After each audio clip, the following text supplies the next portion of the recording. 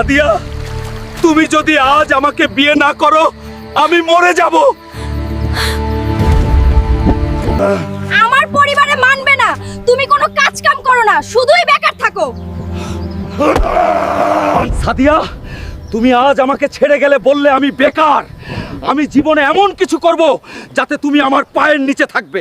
আমাকে খুব কঠোর পরিশ্রম করতে হবে।